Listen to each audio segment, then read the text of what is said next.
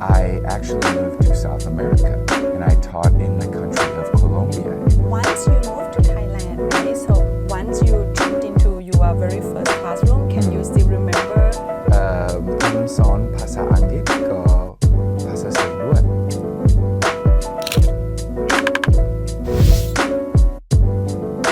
สวัสดีค่ะ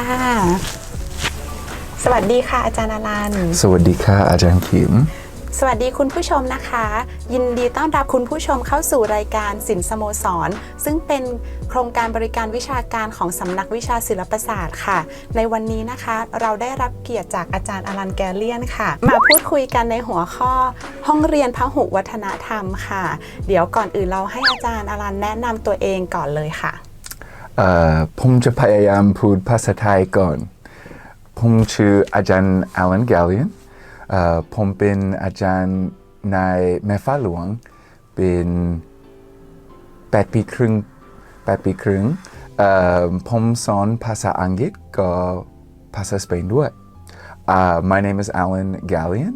I am a teacher here at Meffa Luang University for nearly 9 years, 8.5 years. I teach English and Spanish here at the university, and I am from the United States.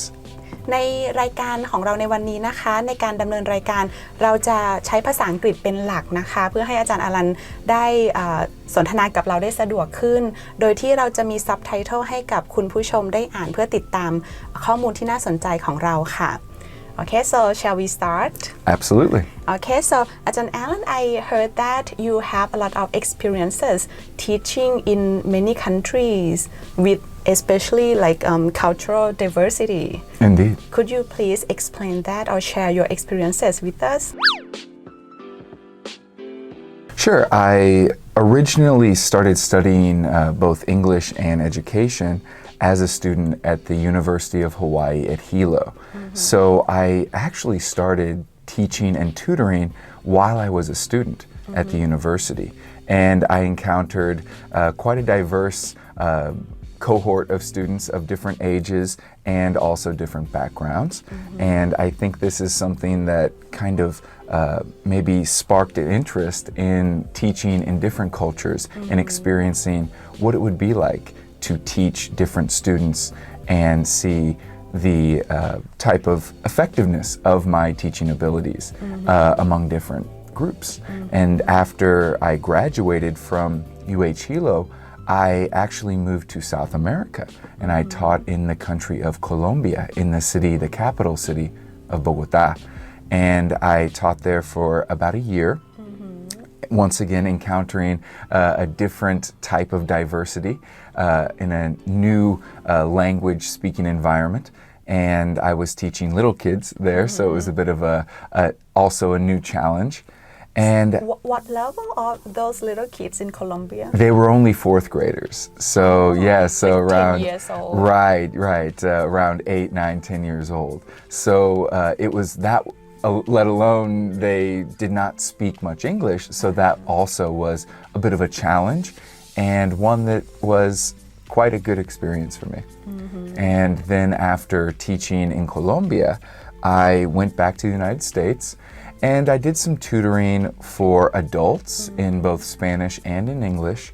And then after being back home for about a year, I decided to see what it would be like to teach here in Thailand.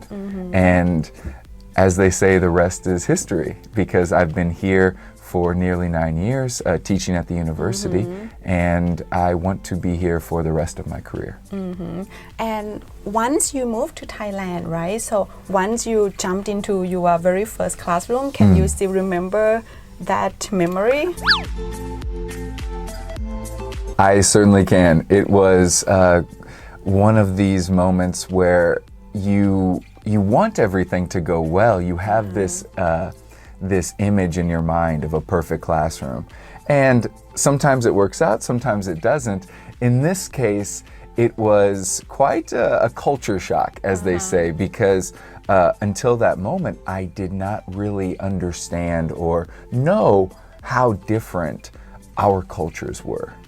Of course, we assume, we think that we understand, but until that moment, when you are looking out at a group of 30-some students and they are looking back at you with a blank stare, it's a bit shocking. So that can be, I think, a good challenge to have. So how did you cope with that challenge? I think the first step is to stay positive, to have an open mind, to understand that communication, nonverbal communication is different in different cultures. One of the first things that I noticed was that some of my students, they would laugh in class. And I thought, oh, in Western countries, this is rude. This is something that, it's offensive to the teacher. It shows that the student doesn't care or that they are not interested in the content and that it's a joke. I came to realize that this actually meant in Thai culture that the students were uncomfortable, possibly even afraid, and they didn't know how to react. As a result, they laughed. There was nothing negative about it, but at the time I didn't understand, and part of me was offended. And this just shows that we need to have an open mind, teaching in a new culture, and understand that where you're coming from, possibly communication, even nonverbal communication, is quite different. And in that uncomfortable situation or atmosphere that they laugh, or you also, try to make them comfortable. So how do you do that? How do you make them feel more comfortable? Unfortunately, I would say that the only answer to this question is experience. The more experience you have, the more interaction that you have, the more confident you will be when it comes to speaking with, interacting with, and being confident to understand and make a connection with these students. And there's nothing really other than experience that can do that. The more interaction you have, the more confident you will be, the more experience you will have in the different types of personalities, as well as the different possible solutions to your problems. And I think it's interesting that you are an American teaching Spanish, and in the classroom you have Thai students studying Spanish. So it's totally diversity in that classroom. So could you please share the cultural diversity in your Spanish classroom?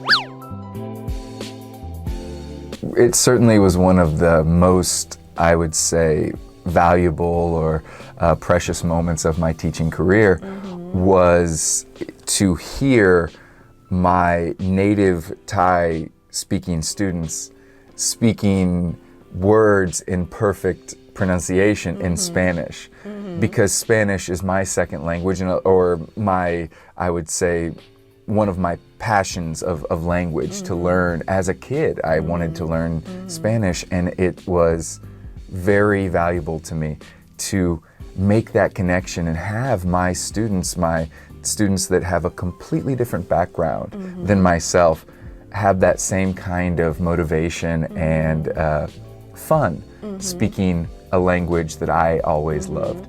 And they have quite a great accent in Spanish because the Thai vowel sounds are more closely related or easier to produce for Thai native speakers. Do students have any challenges studying, maybe that third language or fourth language? I would say that the challenge, usually if they take the class, they have some interest. And unlike other classes, in particular English or Chinese here at the university, the students are, it's mandatory, right? They have to do it. So students that take Spanish, it's a free elective. It's a passion of theirs or an interest of theirs that they're open to. And I think just coming from that that origin of the idea of this kind of fun and interest rather than necessity or this mandatory weight on their back. I think that it starts from a better motivational place and then they have a better attitude about it. Okay, so as a foreigner, right, living, working in Thailand, so of course you live in cultural diversity, not just among Thais, but even in Thai society, we have many other cultures too, right? Sure. So do you have any recommendations to people who maybe meet some challenges or problems living in, like cultural diversity? I think that some of the same advice that I could give to a colleague would be the same advice that I would give to someone living in a new country, a new culture. And that's to be patient, have an open mind, realize that where you're coming from your background, isn't necessarily better. And that where you're going, this new place, this different experience isn't necessarily worse. And you have to appreciate the differences. You have to embrace the differences and understand why, rather than just judging and saying because something is different, it's negative. This is not a very positive way to live your life in any country. And certainly if you're trying to start a new life in a new country, it might provide more obstacles than open doors. Yeah, and also your suggestion here will be very useful for our students too, Certainly. right? Once they have to open their minds, studying new things. Absolutely.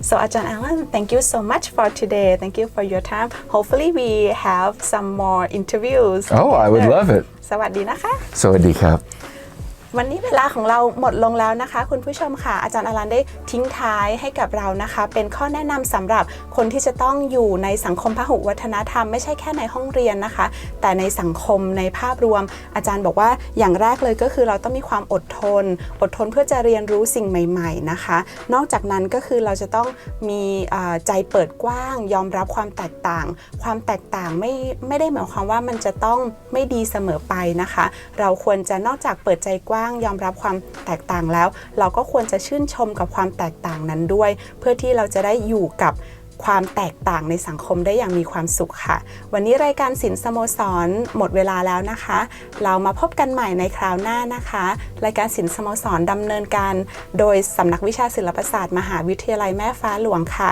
สวัสดีค่ะ